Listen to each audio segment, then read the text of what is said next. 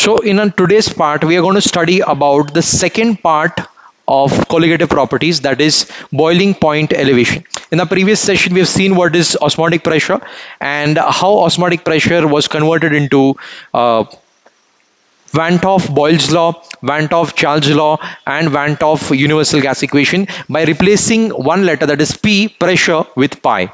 So we have done osmotic pressure in detail in our previous part. In this part, we are going to discuss about boiling point elevation.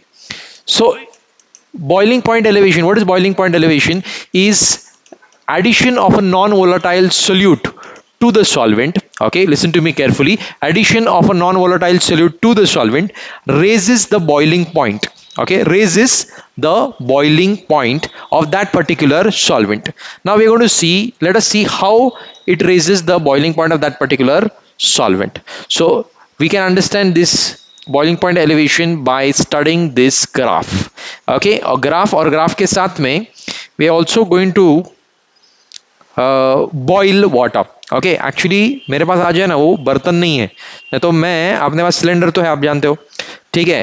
तो actual आपको मैं एक video इसमें add करता हूँ या पता नहीं कैसे, इसमें लिंक डाल देता हूँ, ठीक है. उसका वीडियो मतलब प्रॉपर बर्तन रखा है और ये एक्सपेरिमेंट हो रहा है, और उसका वीडियो मैंने पहले, मतलब अगर सोहम को शायद पता नहीं, सोहम की बैच या उसके पहले की बैच, उनको मैंने जूम में तभी लेक्चर हो रहे थे, कोविड चल रहा था ना, तभी सब बंद था. तो तब मैं क्या करता था, यहाँ पे पीछे अपना पेंट्री हो गया था, वो पीछे वाला रूम, स्टोर रूम जो है, तो उसमें क्या करते थे हम लोग, मैगी बनाते थे. मतलब इधर दिन भर रहते थे, आना जाना अलाउड नहीं था. ये जो सालोंकी विहार का जो गेट पोस्ट है, वहाँ पे पुलिस रुकती थी, ठीक है, तो आना जाना अलाउड नहीं था. एक बार आ गया सुबह तो डायरेक्ट रात को जाना है, ठीक है, क्योंकि कोविड में रिस्ट्रिक्शंस थे. तो इधर ही मैगी बना के खाओ, चाय पियो, बस. तो उसके लिए सिलेंडर ला के रखा था. उसी सिलेंडर की मदद से हम लोग ने बॉइलिंग पॉइंट एलिवेशन पढ़ाया था, मतलब जूम में ऐसा कैमरा दिखा के लेक्चर में पढ़ाया था, what was boiling point elevation. तो आपने ऑब्जर्व किया होगा, ठीक है. आप में से कितने बच्चों ने चाय बनाई है आज तक? हाउ मेनी ऑफ यू चाय बनाई है? सबने बनाई है, दैट्स ग्रेट. ओके, लगता नहीं तुमको देख के, बट हाँ बनाई है, ठीक है. सो जब आप चाय बना रहे हो तो चाय बनाते वक्त, लाइक, अपने अमीरों वाली नहीं, गरीबों वाली चाय की बात कर रहे हैं, तो सबसे पहले क्या करना पड़ता है कि एक वेसल, हम लोग वेसल में पानी लेके, वो बाद में करना जरा, वेसल में पानी लेके क्या कर रहे हैं हम लोग, हीट कर रहे हैं. ओके, या वेसल में पानी लेके क्या करेंगे, हीट करेंगे. तो हीट करने के बाद में क्या होगा, हीट करने के लिए क्या करना पड़ेगा, इसको obviously we'll have to supply flames. फिर क्या होगा, फिर यहाँ पे जो मॉलिक्यूल्स है, मतलब नीचे जो मॉलिक्यूल्स है, कौन सा नीचे का layer, actually water exist in layers according to Newton. Okay, according to Newton water is existing in layers. तो मतलब जैसे लाइक स्टैक ऑफ कार्ड्स, उसने बताया ना स्टेट्स ऑफ मैटर में, ठीक है, लास्ट ईयर 11th स्टैंडर्ड. तो जैसे स्टैक ऑफ कार्ड्स को, ऊपर के कार्ड को ऐसा हिलाते हैं तो नीचे के भी कार्ड हिलते हैं ना. ऊपर का ऐसा अगर करोगे पत्तों को, राइट, पत्ते हैं, पत्ते, कार्ड्स कौन से वो खेलते हैं ना गैम्बलिंग वगैरह में, हाँ, तो वो कार्ड्स अगर ऐसा हम लोग हिलाते हैं तो नीचे के लेयर्स भी, ऊपर का कार्ड हिलाएंगे तो नीचे के लेयर भी हिलेंगे. तो वैसे ही सही सारे लेयर्स अटैच्ड एक दूसरे से, ऐसा बोलता है Newton. Okay, Newton says that liquid exist in what, layers. तो इसमें क्या होगा कि लोअर लेयर अगर हम लोग हीट करेंगे तो वो जगह पे चला जाएगा ऊपर, उसकी डेंसिटी कम हो जाएगा, ऑफकोर्स वो ऊपर चला जाएगा, और ऊपर वाला लेयर कहाँ पे आएगा, नीचे, राइट. नीचे का लेयर ऊपर, ऊपर का लेयर नीचे, क्योंकि वो ठंडा लेयर है, उसकी डेंसिटी ज्यादा है, तो नीचे आएगा ना, ऑफ कोर्स, राइट. फिर वो लेयर हीट होगा, फिर वो ऊपर जाएगा, ऐसे करते करते सर्कुलेशन होगा, राइट. सर्कुलेशन में क्या हो जाएगा, तू उधर किधर देखता मेरे भाई, इधर देखना, तो उधर क्या है, वो एक्सटेंशन है, क्या क्या देख क्या रहा है, हाँ, फोकस उधर कर रहा है, देख मेरे को रहा है, ऐसा स्क्रीन वगैरह है क्या तू, देख अभी ध्यान दे, इधर इधर इस कोने में पड़ा रहे, उस कोने में किधर देख रहा तू, पे अटेंशन. तो ये लेयर्स क्या हो जाएंगे, सर्कुलेट होने, और सर्कुलेट होने के बाद में क्या होगा, देखिए टीचर का कैसा आई कांटेक्ट से पढ़ाते हैं हम लोग, तू तेरा आई कांटेक्ट उधर एक्सटेंशन बोर्ड के साथ, क्या बोलने का देखो, हाँ. तो ये सर्कुलेट होगा, लेयर सर्कुलेट होने के बाद में पूरा वाटर कॉलम हीट होगा, वाटर कॉलम हीट होने के बाद में इधर वेपर्स बनेंगे ना, ऑफ कोर्स. तो ये वेपर्स इसके ऊपर प्रेशर एक्सर्ट करेंगे, ठीक है. अब जैसे ही वाटर बॉईल होना शुरू हो जाएगा, ठीक है, बॉईल होते हुए, इसको बोलते हैं convectional heating. Okay, convection currents, convectional heating. और कन्वेंशनल हीटिंग मतलब रेगुलर तरीके से हीट कर रहे, माइक्रोवेव में नहीं हीट कर रहे, तो कन्वेंशनल हीटिंग है. और कन्वेक्शन करंट्स फ्लो है, कन्वेक्शन मतलब नीचे का लेयर ऊपर गया, ऊपर का लेयर नीचे आया, उसको बोलते हैं कन्वेक्शन करंट्स. तो वो होने के बाद में वाटर में आ जाता है टर्बुलेंस. देखना कभी वाटर हीट करते हो, चाय बनाते हो वाटर हीट करते हो ना, तो वाटर ऐसा काम नहीं रहता है, सोम थोड़ी रहता है वाटर, ठीक है, पड़ा रहता है ऐसा ही, ऐसा नहीं रहता ना। वाटर क्या हो जाता है, उथल पुथल मचने लगती है वाटर में, उसको कहते हैं इंग्लिश में टर्बुलेंस, ठीक है, इंग्लिश भी जानते हैं हम लोग, ठीक है। सो टर्बुलेंस करने की वजह से क्या होगा, टर्बुलेंस होने की वजह से क्या होगा, the more vapours will start coming out and more vapour pressure is also acting on the water itself, ठीक है। तो ये सिचुएशन है, सिचुएशन समझ में आया। ऐसी सिचुएशन में आपने ऐसा शक्कर बहुत सारी दी, मीठी मीठी चाय पीने की आदत है आपको, शक्कर बहुत सारी दी और इसमें डाल दी, और जैसे ही डाल दी आपने, तो वो जो टर्बुलेंस हो रहा था ऑब्जर्व करना, शांत हो जाएगा, राइट, इट विल बिकम काम, फिर से काम हो जाएगा वाटर। मतलब देखो क्या हुआ यहाँ पे एग्जैक्टली तो यहाँ पे एक्स एक्सिस पे कौन सा एक्सिस है, वाई एक्सिस पे हम लोगों ने क्या लिया, वेपर प्रेशर, और ये एक्सिस पे क्या लिया, टेम्परेचर। मजेदार है, देखो जरा ध्यान से। हाँ, सो आप हीट करते गए करते गए करते गए, क्या होता है, वेपर प्रेशर भी बढ़ता गया बढ़ता गया बढ़ता गया, and a point came where, बोलो ना, a point came where the liquid started boiling. What was the point? The point was 760 mm of Ag, right. सो जब आपका, मैंने आपको पहले भी बोला है ना, उस दिन भी बताया कि जब आपका वेपर प्रेशर बढ़ते बढ़ते बढ़ते एटमॉस्फेरिक प्रेशर को हिट करता है, when vapour pressure becomes equal to atmospheric pressure, that is the point where the liquid starts boiling. Okay, so vapour pressure बढ़ते बढ़ते बढ़ते कहां तक पहुंच गया, एटमॉस्फेरिक प्रेशर तक पहुंच गया, ठीक है। और जब एटमॉस्फेरिक प्रेशर के जितना हो गया, क्या, vapour pressure, okay, vapour pressure has become equivalent to what, atmospheric pressure, atmospheric pressure के जितना हो गया, तो that is the point where the liquid has started boiling. When vapor pressure reaches the atmospheric pressure and liquid is converting into gas, that is the boiling point of the liquid. तो ये boiling point of the liquid, क्या boil कर रहे थे हम लोग, नाज़नीन और हजरात, क्या boil कर रहे थे, वाटर बॉयल, बोलो ना, वाटर बॉयल कर, हाँ, तो वाटर बॉयल कर रहे थे, ठीक है। तो वाटर बॉयल कर रहे थे, तो कितना टेम्परेचर होगा, मतलब कितने टेम्परेचर पे वाटर बॉयल होता है, ऑफ कोर्स 100 डिग्री सेल्सियस पे बॉयल होता है, तो 100 डिग्री सेल्सियस ये हमारा T1 है। अभी आपने क्या ऐड किया, शुगर, शुगर ऐड करने के बाद में क्या होगा, क्या बोला मैंने, ये वाटर क्या हो जाएगा, काम हो गया, टर्बुलेंस था, शांत हो गया। शांत इसलिए हुआ क्योंकि उसका वेपर प्रेशर ड्रॉप हो गया, ठीक है। वेपर प्रेशर ड्रॉप क्यों हुआ, हेलो, वेपर प्रेशर क्यों ड्रॉप हो गया, शुगर ऐड किया, तो शुगर ने क्या कर लिया, शुगर ने इधर आके वाटर के मॉलिक्यूल्स को पकड़ लिया, वाटर के मॉलिक्यूल्स के साथ बाइंड, देखो शक्कर ऐड करने के बाद में वाटर के साथ चिपचिपा हो जाता है, स्टिकी हो जाता है। स्टिकी क्यों हो जाता है, स्टिकी इसके लिए होता है क्योंकि शुगर मॉलिक्यूल्स वाटर के मॉलिक्यूल्स को पकड़ लेते हैं, और अभी अगर इन्होंने इसको पकड़ लिया, किसने, इन्होंने मतलब किसने, शुगर के मॉलिक्यूल्स ने वाटर के मॉलिक्यूल्स को पकड़ लिया, तो they will not be allowed to go into the gaseous state. So the molecules which were going into the vapor phase suddenly decrease. Now there are not many molecules going into the vapor phase, and that's why the vapor pressure drops suddenly. And when the vapor pressure drops suddenly, then what's going to happen? We again have to start heating. ठीक है, we have to heat, continue to heat heat heat heat heat, and फिर से आपको मेहनत करनी पड़ेगी और heat करने के लिए, और हीट करने के बाद में क्या होगा, we will achieve a new vapour pressure, I mean again vapour pressure will match the atmospheric pressure, और एटमॉस्फेरिक प्रेशर को मैच करेगा, उसके बाद में क्या होगा, again it will start boiling.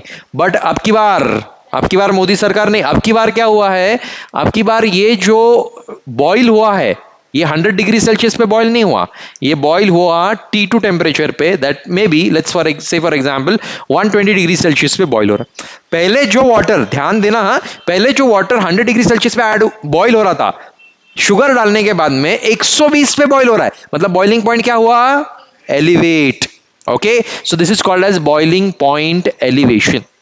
खत्म नहीं हुआ, ध्यान से सुनना, बॉइलिंग पॉइंट एलिवेशन। तो this is T1, this is T2. So can I say, listen to me very carefully,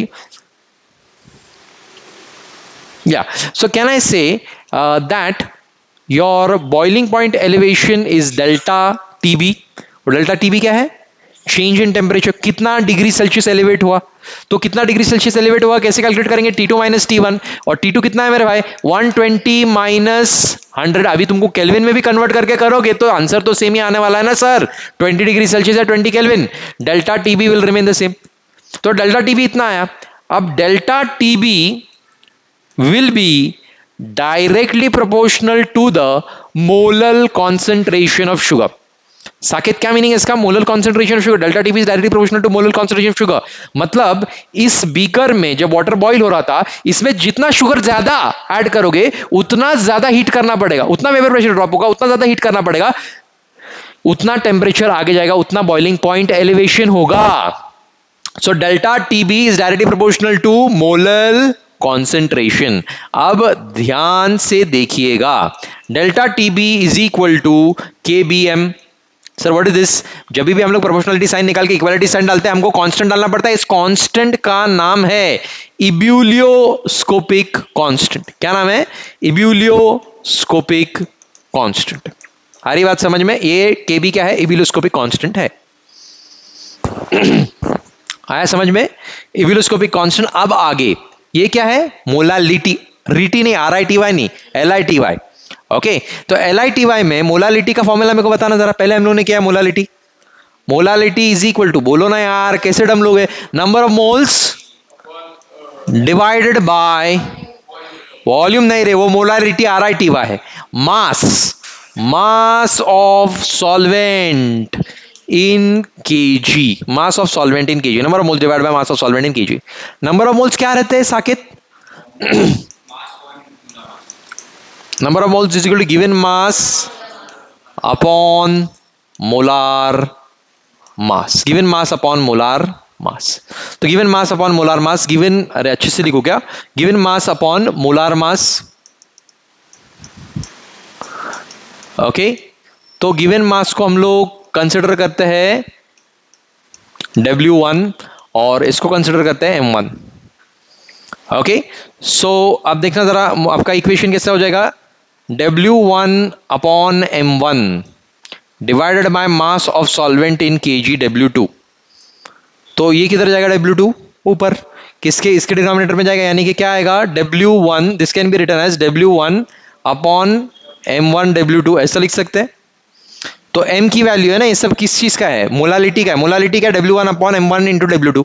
तो अभी इधर KB M की जगह पे ये लिख सकते हो क्या? ऑफ कोर्स लिख सकते हो, वही तो मोलालिटी की वैल्यू है। मोलालिटी का मतलब है डेल्टा टीबी। अभी लिखो delta TB is equal to KB into M। M क्या है?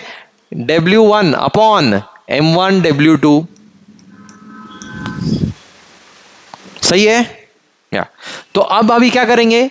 डेल्टा, कभी कभी क्या है, मतलब ये सब हम लोग क्यों कर रहे हैं, बॉइलिंग पॉइंट एलिवेशन वगैरह क्यों कर रहे हैं? To find out the molar mass. मतलब अर्लियर, आज तो हमारे पास इलेक्ट्रॉन माइक्रोस्कोप है, NMR है, UV है, इंफ्रारेड है, इन सब की मदद से हम लोग मोलार मास फाइंड आउट कर, फंक्शनल ग्रुप कौन से वो फाइंड आउट कर सकते हैं, मोलार मास क्या है वो फाइंड आउट कर सकते हैं, ये सब हम लोग कर सकते हैं। लेकिन अगर हमारे पास कोई, थोड़ा पुराने जमाने में जाते हैं कि अगर हमारे पास कोई ये सारे डिवाइसेस नहीं होते तो अभी हम लोग मोलार मास कैसे फाइंड आउट करते? ऐसे, मतलब क्या? बॉइलिंग पॉइंट एलिवेशन कैलकुलेट करते थे। बॉइलिंग पॉइंट एलिवेशन कैलकुलेट करने के बाद मतलब पता चलता था ना कि कितने डिग्री एलिवेट हुआ है। अभी पता चला ना हमको 100 का 120 हुआ है, तो बॉइलिंग पॉइंट एलिवेशन पता चल जाता था। बॉइलिंग पॉइंट एलिवेशन पता चल गया, इसको अंदर भेज, मोलार मास वालों ने इसको बाहर भेज। Delta TB is equal to KBW1, अरे यार M1 लेते थे यहाँ पे बाहर। M1 is equal to KB into W1 divided by delta TB into W2, right? तो इससे मोलार मास हम लोग फाइंड आउट कर सकते हैं। तो उसी के रिलेटेड में, उसी के रिलेशन में कुछ न्यूमेरिकल सॉल्व करते हैं। इसके ऊपर न्यूमेरिकल्स आते हैं एग्जाम में, सॉल्व भी करने हैं, चलो सॉल्व करते हैं। So write down the numerical, the normal boiling point of ethyl acetate, the normal boiling point of ethyl acetate is, the normal boiling point of ethyl acetate is 77.06 Kelvin, oh sorry, degree Celsius, 77.06 degree Celsius, ठीक है? Then full stop, a solution of 50 gram, a solution, full stop देने के बाद में आगे लिखो, a solution of 50 grams, a solution of 50 grams is, solution of 50 grams of non volatile solute, a solution of 50 grams of non volatile solute in 150 gram, in 150 gram of ethyl acetate, in 150 gram of ethyl acetate boils at 84 point, boils at 84.2 84.27 degree Celsius, boils at 84.27 degree Celsius. ठीक है, कितने पे boil हो रहा है? 84.27 degree Celsius पे boil हो रहा है। पहले कितने पे बॉईल हो रहा था? इधर। तो ये आपका T1 हो गया साकेत, ये T1 हो गया, ये क्या हो गया? T2। ठीक है, अब देखो आगे क्या फाइंड आउट करना है आपको। Evaluate the molar mass of solute, molar mass find out करना है। Molar mass of solute if Kb of ethyl acetate, calculate the molar mass of solute if Kb of ethyl acetate is 2.2, Kb of ethyl acetate is 2.27, Kb of ethyl acetate is 2.27 degrees Celsius kg per mole. That's the unit of Kb. Molar mass calculate करना है, ठीक है। और इसका value 2.77 है। ये 2.27 2.77। चलो करो, फॉर्मूला में वैल्यू सब्स्टिट्यूट करो और आंसर लेकर आओ। वो इसको ग्राम्स को केजी में कन्वर्ट करने के लिए डिवाइड किया था, डिनोमिनेटर को भी 1000 से डिवाइड किया, तो डिनोमिनेटर का डिनोमिनेटर न्यूमरेटर में आ जाता है। क्या? हाँ हाँ, सी वो डिनोटेशंस जो है वो आपकी मर्जी से लिख सकते हो आप। जिधर M1 M2, आपकी बुक में जो मैं M1 बोल रहा हूँ शायद M2 लिखा होगा, और मैं जिसको W1 W2 बोल रहा हूँ आपकी बुक में कुछ और, जैसा डिनोट करना है वो आपकी मर्जी। So molar mass is equal to 1000 Kb divided by W क्या है? Kb into W2 divided by W1 into delta TB। चलो करो।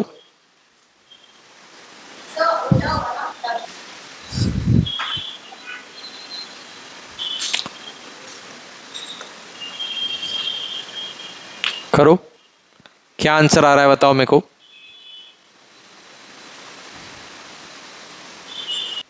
So what values you will put in? 1000 into Kb की वैल्यू कितनी है? 2.77 into W1, W1 क्या है? 50 mass of the solute, divided by 150 grams is the mass of the solvent, उसको divide by 1000 करना था, वो 1000 न्यूमरेटर में चला गया, इनटू डेल्टा टीबी कितना है difference in temperature? 7.21 is the difference in both the temperatures. Final answer आ रहा है आपका 128 ग्राम पर मोल। Okay, that's the molar mass of the solute. Come on, write down the next numerical. लिखो।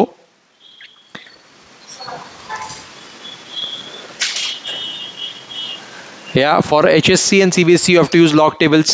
ISC वालों के लिए calculators allowed है। How lucky, right? और आपको log tables के साथ चढ़ना पड़ेगा, ठीक है। और वो सारे methods भी लिखने पड़ेंगे, log, anti log, पूरा वो लिखना पड़ता है, उसके भी मार्क्स है। log book देते हैं बोर्ड एग्जाम में। तो लिखो next numerical, 3.795 gram of sulfur, 3.795 gram of sulfur is dissolved in 100 gram of carbon disulfide. 3.795 gram of sulfur is dissolved in 100 gram of carbon disulfide. 100 gram of carbon disulfide. The solution boils at 319.81 kelvin. देखो यहाँ पे 319.81 kelvin. What is the molecular formula? क्या पूछ रहे हैं? What is the molecular formula? What is the molecular formula? The boiling point of the solvent is 319.45 Kelvin. The boiling point of the solvent is 319.45 Kelvin. ठीक है? Yeah, boiling point of solvent is yes. So this is 3.795 grams of sulfur. ये 3.795 gram of sulphur, ये sulphur solute है, इसको dissolve किया है 100 gram of carbon disulphide में। तो कार्बन डाइसल्फाइड का फॉर्मूला ऑफ कोर्स CS2 है, तो ये CS2 एक सॉल्वेंट है। कितना सॉल्वेंट दिया है, 100 ग्राम ऑफ सॉल्वेंट दिया है, मास ऑफ सॉल्वेंट आपको दिया गया है, मास ऑफ सोल्यूट भी दिया गया है। What is the molecular formula in of sulphur in solution, sulphur जब डिसॉल्व करते हैं तो उसका मॉलिक्यूलर फॉर्मूला क्या है वो पूछ रहे हैं, ठीक है। This solution boils at 319.81 kelvin, मतलब ये इसका एलिवेटेड बॉइलिंग पॉइंट है, यानी कि ये T2 है मेरे भाई, ये T2 है, ये T1 है। ओरिजिनल जो सॉल्वेंट है वो इतने टेम्परेचर पे बॉइल करता है, T2 इतने टेम्परेचर पे बॉइल करता है, मतलब हार्डली एक 0.36 केल्विन क्या हो गया है, एलिवेट हो गया है। तो डेल्टा टीबी तो मैंने ही बता दिया आपको, डेल्टा टीबी क्या है, 0.36 kelvin, right. 0.36 kelvin is the delta TB. तो अभी आपको कैलकुलेट करना है, उसका मॉलिक्यूलर फॉर्मूला कैलकुलेट करना है, बट मॉलिक्यूलर फॉर्मूला कैलकुलेट करने के पहले क्या करोगे आप लोग, मोलार मास फाइंड आउट कर लो। मोलार मास से फिर मॉलिक्यूलर फॉर्मूला फाइंड आउट कर लेते हैं। रेगुलर मोलार मास कैसे फाइंड आउट करते हैं, पिछले न्यूमेरिकल में मोलार मास कैसे फाइंड आउट किया, बस वैसे ही फाइंड आउट करो, फिर मॉलिक्यूलर फॉर्मूला में बताता हूँ कैसे करना है। हमको फाइंड आउट मॉलिक्यूलर फॉर्मूला करना है, बट सल्फर का पहले मोलार मास फाइंड आउट कर लो, फिर मैं आपको बताता हूं कि मोलार मास एक बार मिल गया तो मॉलिक्यूलर फॉर्मूला कैसे निकालते हैं। For CH2 is given, that is 2 point, KB का वैल्यू दिया गया है 2.42 and you know the KB का unit is kg per mole for CH2, right? Kb for CH2 is 2.42 Kelvin kg per mole, unit of Kb Kelvin kg per mole। और atomic mass बताया है sulphur का, वैसे बताने की जरूरत नहीं, बट आप जानते हो it is 32 AMU atomic mass unit. चलो नाउ यू फाइंड आउट।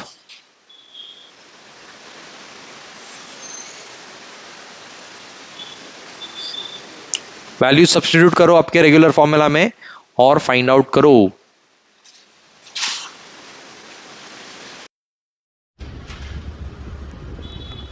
तो अभी आप आ रहा है फाइनल आंसर 255 आ रहा है, राइट। तो अब 255 पॉइंट क्या है, 1, तो ये आपका मोलार मास है 255.1, right, molar mass of sulphur. लेकिन हमको पता है कि एटॉमिक मास ऑफ सल्फर क्या है 32, तो ये मॉलिक्यूलर मास है ना, मॉलिक्यूलर पूरे मॉलिक्यूल का मास है, तो 255.1 डिवाइड बाय 1 एटम का मास, 1 एटम का मास कितना है 32, समझ में आ रहा है क्या। सो 1 एटम का मास इज व्हाट 32, तो 32 इसको अगर आप डिवाइड करोगे तो आपका आंसर 8 आएगा, यानी कि 8 एटम्स ऑफ ये मॉलिक्यूल में, ये 255 वाले मॉलिक्यूल में कितने एटम्स है सल्फर के, 8 एटम्स है, यानी कि मॉलिक्यूलर फॉर्मूला S8 है, यानी कि S8 ऐसा रहता है बेटा, crown sulphur. What is S8, S8 is crown sulphur. कैसा रहता है, क्राउन, क्राउन के जैसा दिखता है, किंग के मुकुट के जैसा, क्राउन के जैसा। 1 2 3 4 5 6 7 8, right, 8 sulphur atoms, this is called as crown sulphur. तो मॉलिक्यूलर फॉर्मूला S8 है। आया समझ में S8, सॉरी, अरे पहले स्टार्टिंग में क्या बताया मैंने, सल्फर का एटॉमिक मास कितना है 32, एक एटम का मास 32 है और पूरे मॉलिक्यूल का मास 255 है, तो ऐसे कितने एटम्स है 255 डिवाइड बाय 32 इज 1 इज 8, ठीक है। देखो ऐसे 1 एटम का मास 32 ग्राम्स है, तो 255 अगर पूरे मॉलिक्यूल का मास है तो उसमें कितने एटम्स होंगे, x is equal to 255 into 1 divide by 32, वही किया ना, समझिंग, ओके।